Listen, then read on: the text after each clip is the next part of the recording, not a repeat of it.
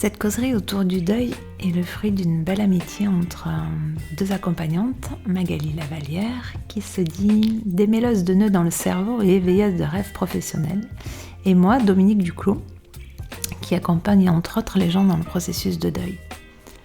Ce qui nous réunit, c'est le désir de ramener de la paix dans la vie des gens qui ont vécu des traumas, ou qui sont à un tournant de leur vie, ou encore qui découvrent leur hypersensibilité.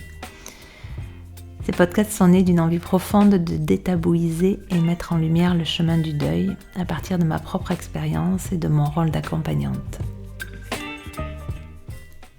Bonjour Dominique. Bonjour. Je suis ravie de te retrouver pour ce deuxième épisode de cette série de podcasts sur le deuil. Et aujourd'hui, on va parler du lien, parce que je sais que c'est un sujet qui te tient à cœur. Oui. Et tu dis souvent, j'ai retenu cette phrase, le deuil, c'est une histoire de lien. J'aimerais bien que tu nous racontes un peu ça. Ouais, tout à fait. Je trouve que cette phrase, elle est vraiment à l'image de ce qu'est le deuil. Mais pour plusieurs raisons. Parce que déjà, on dit, et c'est vrai, que s'il y avait un but dans le deuil, ce qui est complètement faux, mais s'il y avait une intention dans le deuil plutôt, ça serait de créer un lien avec la personne qu'on a perdue à l'intérieur de soi pour qu'il ne bouge plus et qu'il soit dans notre cœur et que du coup on n'ait pas besoin d'aller chercher à l'extérieur ou du moins d'alimenter ce lien à l'extérieur. C'est joli ça. Ouais, et ça je trouve que c'est vraiment vrai et c'est quelque chose qui se fait hyper progressivement où au fur et à mesure où on lâche le lien dans la matière, où ça devient intérieur et du coup c'est moins souffrant parce qu'en fait la personne est toujours là avec nous tout le temps. C'est pas envahissant, elle est juste là tout le temps. Moi c'est ce que je dis, moi je l'ai dans mon cœur en permanence et ce lien il bouge plus. Et ça c'est s'il y avait une intention, donc ce serait ça, la première raison. Et la seconde, c'est que par expérience, je trouve que la façon dont on fait notre deuil est teintée de la puissance du lien ou du moins de comment était le lien dans la matière avec la personne. Et, tu peux nous donner un exemple pour bien comprendre ça? Sur la puissance du lien? Sur les différentes façons de le vivre en fonction de différents liens? Par exemple, souvent dans l'inconscient collectif, on se dit... on perd quelqu'un de sa famille, c'est plus compliqué que si on perd un ami. Mais c'est pas forcément vrai. Si on a une amitié qui est hyper puissante, hyper profonde avec quelqu'un, si on perd cette personne-là, ça peut être très traumatique comme deuil et ça peut être compliqué à faire aussi. Et au même titre que par exemple, quand admettons qu'il y a une personne qui perd son amoureuse ou son amoureux, on va se focaliser, l'entourage va se focaliser sur la personne qui reste et les enfants. Mais personne ne va regarder les parents qui viennent de perdre un enfant, même si cet enfant a 40, 50 ans. Et du coup, c'est en ça que c'est une histoire de lien, c'est qu'il faut, quand on accompagne les gens dans le deuil, il faut vraiment faire attention aux liens qu'ils avaient avec la personne qui est partie. Par exemple, quelqu'un qui est très en conflit avec son mari ou sa femme et qui décède du jour au lendemain, le deuil, il va y avoir une partie assez compliquée aussi parce qu'il va d'abord devoir pacifier, enfin du moins il va être invité à pacifier avec cette colère pour pouvoir entrer dans le processus du deuil. Du coup, c'est vraiment une histoire de lien. Et ce que j'aime bien tout à l'heure, c'est que tu as parlé du mot, tu as utilisé le mot teinte, le lien avec la personne teinte le deuil. Est-ce que c'est presque visuel? Est-ce qu'il y a des couleurs en fait de lien et qu'est-ce que ça change? Ouais, alors moi je suis très visuelle, donc c'est... je sais pas, moi le lien avec mon fils par exemple, ça a toujours été teinté de beaucoup d'amour et de beaucoup de... Oui, il est très rose pour le coup, dans les roses oranges quand je le vois. Et il y a ça aussi, il y a cette notion de puissance de lien en fait. Et plus le lien est puissant dans la matière et puissant en amour et puissant, plus c'est une invitation à se transformer à l'intérieur, mais avec une profondeur et un côté très chirurgical, tellement on est obligé d'aller voir tout ce que ça a touché à l'intérieur de nous. Et c'est pour ça que faire un deuil, ça n'existe pas. Ça ne peut pas être quelque chose de basique et d'identique à chacun. Il faut vraiment prendre chaque personne avec toute son histoire autour de liens qu'elle avait avec la personne. Il peut y avoir plusieurs couleurs dans un même lien aussi. Parce que tout à l'heure, tu parlais de colère et il y a des gens avec qui on a eu un lien dans lequel il y a eu à la fois beaucoup d'amour et certainement des moments où c'était plus souffrant dans le lien. Et du coup, il y a plusieurs teintes dans ce lien. Ouais. J'imagine que ça teinte le deuil aussi. L'image que j'ai, moi, quand... je sais quand Mathis est parti, ça a été un peu comme un coup de poker où j'ai... je sais pas comment ça s'appelle au poker, parce que je ne joue absolument pas au poker, mais quand on pose tout sur la table, je sais pas comment ça s'appelle ce truc-là, on pose tout sur la table, on fait tapis, je crois qu'on dit, on fait ça. Et en fait, moi, c'est ça que j'ai fait de ma vie quand il est parti, c'est que j'ai posé tout sur la table, virtuellement, hein, et j'ai regardé tout ce que j'avais à aller pacifier dans ma vie, dans les liens, et je sais pas pourquoi je dis ça, mais ça devait avoir un intérêt quelque part. Bah parce que du coup, je te demandais s'il y avait plusieurs couleurs dans le lien. Oui. Et donc, quand tu poses tout sur la table, peut-être tu visualises un peu plus. Oui, il faut être honnête aussi. Quand on perd quelqu'un, on visualise toute notre vie qu'on a passée avec. Et on a une grosse phase d'introspection où on regarde tout ce qu'on a fait et on se juge beaucoup de est-ce que j'aurais pu faire mieux, différemment et tout. Mais ça, on n'en parle pas trop non plus. La culpabilité, c'est une grosse émotion dans le deuil. Et on est coupable de tout et de rien, des choses qui n'ont aucun sens. Mais c'est une revisite totale du lien avec la personne. Ouais, mais vraiment avec un côté où on dissèque le moindre truc pour y trouver un sens ou quoi. Et c'est usant d'ailleurs de faire ça. C'est comme si on relisait en boucle en fait toute l'histoire de ce lien sans arrêt. Tout le temps. Il y a des petits bouts qui reviennent et qui reviennent jusqu'à ce que ce soit pacifié. Il y a vraiment cette notion de paix, moi je trouve. De paix et de sérénité à un moment donné à trouver. Enfin, du moins, moi, ça a été un axe chez moi où j'avais C'était un peu comme un fil rouge, retrouver cette paix, ou trouver, parce que moi, je pense que je l'avais pas, en fait, au fond. Et c'est ça. Est-ce que tu dirais que dans tout lien intense qu'on revisite par le deuil, il y a forcément justement cette culpabilité, des moments où on revit des instants de colère ou des instants de souffrance, etc. Même si c'est un lien qui était un lien d'amour avant tout. Oui, et ça, je comprenais pas trop, parce qu'au début, on me disait souvent et ça va, tu te sens pas trop coupable? Coupable de quoi? Je voyais pas pourquoi j'aurais dû me sentir coupable. Mais en fait, c'est une émotion. En fait, on dit même que c'est une émotion qui est un peu maîtresse dans le deuil. Parce que la culpabilité, psychiquement, elle est intéressante parce que le cerveau, il n'aime pas ne pas comprendre, justement, et qu'il a besoin de comprendre. Donc, pour comprendre, des fois, quand il n'y a rien à comprendre, on va se culpabiliser parce que c'est plus simple de trouver une raison qui n'existe pas. Et c'est d'autant plus vrai dans les deuils suite à un suicide. Tu veux dire que comme on a tellement besoin de comprendre, tellement besoin d'une explication, on va s'inventer des raisons qui viennent de l'histoire du lien, en fait? Oui, parce que psychiquement, c'est pas possible de se dire, de pas comprendre que quelqu'un est parti, surtout avec c'était pas le cas de mon fils, mais par exemple, moi, je sais que ma mère s'est suicidée, et il y a une partie de nous qui a... Alors moi j'étais jeune, donc j'ai pas la même conscience que maintenant, mais je suppose qu'il y a une partie de moi qui a fait ça. C'était plus simple de se sentir coupable que d'accepter que ça soit... C'est horrible de perdre quelqu'un et qu'il n'y ait pas quelque chose, un sens, une raison. Et psychiquement, on est quand même fait beaucoup comme ça. Oui, on a absolument besoin de sens. C'est même peut-être le besoin le plus fort qu'on ait dans notre vie. Ouais. Et on a besoin d'être en lien et de sens. Donc...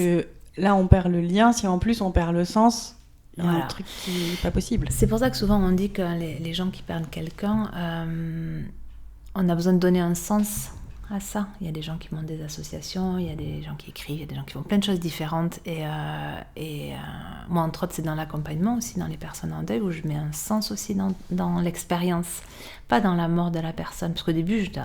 Comment donner un sens à une mort, c'est pas possible. Par contre, on donne un sens à l'expérience, en fait, ce qu'on en a compris, Et du coup, est-ce que tu as une couleur, mais est-ce que tu as une image aussi de ce lien entre comme il est avant dans la matière et comme il est après, comme tu nous décrivais tout à l'heure à l'intérieur de soi? Alors c'est marrant parce que du coup, ça m'émeut et ça fait un truc à l'intérieur de moi quand tu dis ça. Le lien dans la matière, il était... il y avait deux axes, en fait, ça partait du cœur et ça faisait comme une espèce de corde fine qui partait à son cœur à lui. Et là, en fait, c'est comme si le lien qui était vers l'extérieur, il est tourné vers l'intérieur de moi, en fait, et du coup, ça fait comme une boucle à l'intérieur de moi. Et c'est qu'une question d'énergie, d'amour, en fait. C'est de l'énergie qui est là tout le temps. Et cette énergie d'amour, elle est là en permanence. Elle n'a pas besoin d'avoir un point extérieur pour se nourrir, en fait. Ce que tu disais tout à l'heure, c'est que maintenant tu sens sa présence dans ton cœur. Ouais. Et donc du coup, ça boucle finalement, elle boucle toujours avec lui, mais il n'est plus au même endroit. Ouais, c'est ça que je vois là, quand tu me le décris en tout cas. Et puis c'est à l'intérieur, et du coup ça s'auto-alimente, en fait. C'est plus comme si l'énergie sortait de moi et qu'en face il n'y avait rien, et du coup comme ça tombait par terre. Là, c'est plus un lien. Pour le coup, c'est une boucle, je crois, qui est à l'intérieur. Si tu me demandes la forme, c'est plus forcément ça un lien. En tout cas, c'est un lien différent. C'est un lien plus subtil parce que ça reste avec cette énergie, en fait.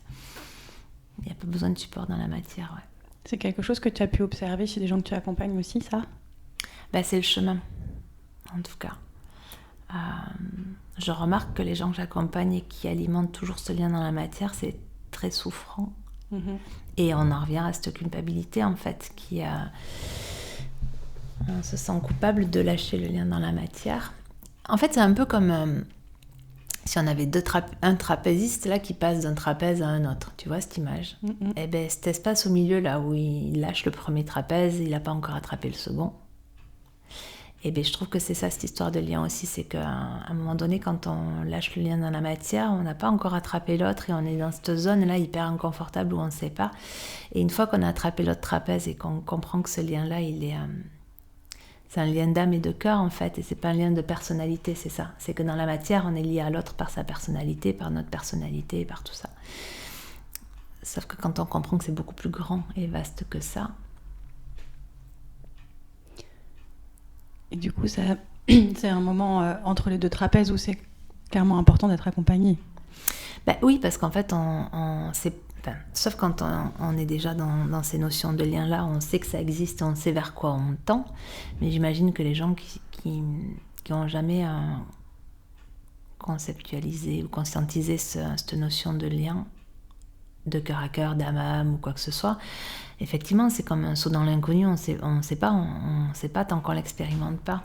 Et une fois qu'on l'a touché, on sait qu'on a eu raison de lâcher le premier trapèze. Ce que je comprends, c'est que c'est important pour les gens déjà d'avoir entendu que la force de leur lien passé, c'est quelque chose qu'ils doivent prendre en compte pour comprendre comment ils sont en train de vivre leur deuil. Oui. Et que ça va aussi être... cette relecture-là, et qu'ils ont le droit d'avoir besoin de ça, de relire et de relire encore, de relire seul, de relire accompagné, d'en parler beaucoup. Enfin, je sais que ça, c'est quelque chose dont on a déjà parlé, que tu dis c'est normal d'avoir besoin aussi de beaucoup parler de la personne, parce que c'est une autre façon d'être en lien à un certain moment. Oui. Et puis, jusqu'à ce qu'on construise ce lien à l'intérieur, ce qui n'empêchera pas d'avoir encore besoin d'en parler d'ailleurs. C'est ce que j'allais dire en fait. Moi je parle beaucoup de mon fils par exemple, parce que je suis sa maman et parce que quand quelqu'un parle de quelque chose qui me fait penser à lui, je me prive pas d'en parler.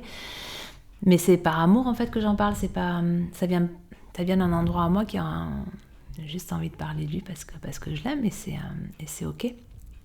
Mais effectivement, ce que tu disais tout à l'heure, dans le deuil c'est quelque chose d'hyper important, on appelle ça user les émotions. On a besoin de parler, parce qu'à un moment donné, c'est cette notion de souffrance, en fait, plus on use et plus on le sort à l'extérieur de nous, et plus il reste que l'amour à la fin. Et c'est vraiment moi j'avais l'impression d'avoir des gros sacs autour de moi, en fait, où j'avais des sacs qui étaient remplis de colère, de tristesse, de frustration, de plein de choses. Et au fur et à mesure où j'en parlais, où je les nommais, où je mettais des mots dessus, les sacs se vidaient. Ils se remplissaient très vite, au début. Mais au fur et à mesure qu'on les use et qu'on les vide, ils se remplissent moins vite parce qu'on remplit d'autres sacs à côté, de joie, d'amour, de liens, de plein d'autres choses. Et oui, dans le deuil, de toute façon, c'est au début, principalement quand on accompagne les gens en deuil, on les écoute. On les écoute au bon endroit. Et écouter les gens, c'est pas si évident que ça non plus, juste d'être dans l'écoute juste. Au début, on n'a besoin que de ça. On a besoin de parler et qu'on nous écoute. Au début. Après, il y a une autre phase dans le deuil, mais au tout début, c'est ça. Ouais. Et dans toutes les phases, en fait, c'est une façon d'être en lien. C'est-à-dire que pouvoir parler de la personne au départ et d'être entendu, ça maintient un lien. Ça maintient exactement. Un lien. Ouais. Et puis, dans les phases suivantes, on va être en lien encore différemment. Différemment, ouais. Petit à petit, ça se transforme. C'est ce que j'avais dit, c'est une transformation du lien en fait, vraiment. Ça transforme pas la puissance et l'amour, parce que l'amour c'est toujours là, mais ça transforme le lien. Et évidemment, ça va dépendre de la façon dont on a envie d'être en lien avec les personnes qui nous entourent, avec la vie. Donc on n'a pas forcément les mêmes objectifs non plus chacun. Non, c'est complètement propre à chacun. De toute façon, le deuil, c'est propre à chacun, et ça, je le dirai jamais assez, je crois. Chacun fait le deuil dont il a envie, en fait, qui lui semble juste, et ça, il n'y a personne qui a le droit de dire à quelqu'un, tu devrais faire comme ça ou comme ça. Pas du tout. Et le deuil, ça invite à revisiter tous nos liens, le lien qu'on a avec la vie, le lien qu'on a avec soi, le lien qu'on a avec les autres. Encore une fois, si on en a envie, mais moi, c'est ce que ça m'a fait faire. J'ai revisité tous mes liens et on voit s'ils sont justes ou pas, et on peut les changer si on a envie, ou on peut les garder s'ils sont ok. Mais ça a vraiment été cette invitation-là, et c'est quelque chose que j'avais jamais conscientisé, cette notion de lien, et c'est vraiment venu suite au deuil, suite à sa perte plutôt. Merci pour tout ce que tu viens de partager. Est-ce que tu veux ajouter encore quelque chose sur la notion de lien? Il y a 10 000 trucs à raconter sur le lien, mais là, ça va suffire. Peut-être ça reviendra dans d'autres podcasts à certains moments. Peut-être. Mais pour l'instant, on va s'arrêter là sur ce sujet. Ok, ça marche, merci.